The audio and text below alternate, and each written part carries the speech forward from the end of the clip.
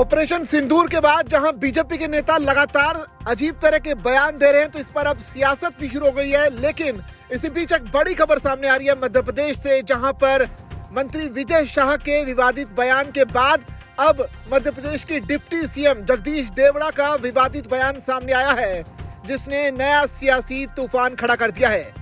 जबलपुर में civil defence volunteers के एक ट्रेनिंग प्रोग्राम में संबोधित करते हुए देवड़ा ने कहा कि पूरा देश की सेना और सैनिक प्रधानमंत्री नरेंद्र मोदी के चरणों में नतमस्तक हैं। जिन माताओं के सिंदूर को मिटाने का काम जिन लोगों ने किया, जिन आतंकवादियों ने किया और जिन आतंकवादियों को जिनने पाला, जो पाल रहे हैं, उनको नेस्त नाबूद नहीं कर देंगे तब तक चैन की सांस नहीं लेंगे। और यशस्वी प्रधानमंत्री जी को हम धन्यवाद देना चाहेंगे। और पूरा देश की वो सेना, वो सैनिक उनके चरणों में नतमस्तक है। उनके चरणों में पूरा देश नतमस्तक है। उन्होंने जो जवाब दिया है उसकी जितनी सराहना की जाए, जितना कहा जाए, एक बार उनके लिए जोरदार ताली बजा करके। देवड़ा ने बड़े ही भावुक अंदाज में कहा कि मन में बहुत क्रोध था कि जो पर्यटक गए थे उनका धर्म पूछकर चुन कर मारा गया। महिलाओं को एक तरफ खड़ा करके उनके सामने उनके पति को गोली मार दी गई, बच्चों के सामने गोली मारी गई। उस दिन से पूरे देश के दिमाग में तनाव था कि जब तक इसका बदला नहीं लिया जाएगा, तब तक जब तक इन लोगों को मारा नहीं जाएगा, जिन्होंने माताओं के सिंदूर को मिटाने का काम किया है, तब तक चैन की सांस नहीं लेंगे।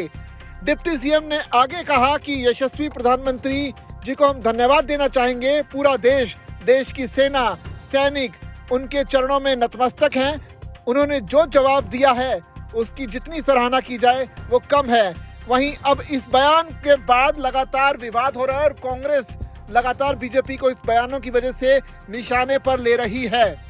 आपको बता दें कि मध्य प्रदेश के वित्त मंत्री देवड़ा का यह बयान ऑपरेशन सिंदूर को लेकर था, जिसके तहत भारतीय सेना ने 7 मई को पहलगाम आतंकी हमले का बदला लेते हुए पाकिस्तान और गुलाम जम्मू कश्मीर में आतंकी ठिकानों पर हमला किया।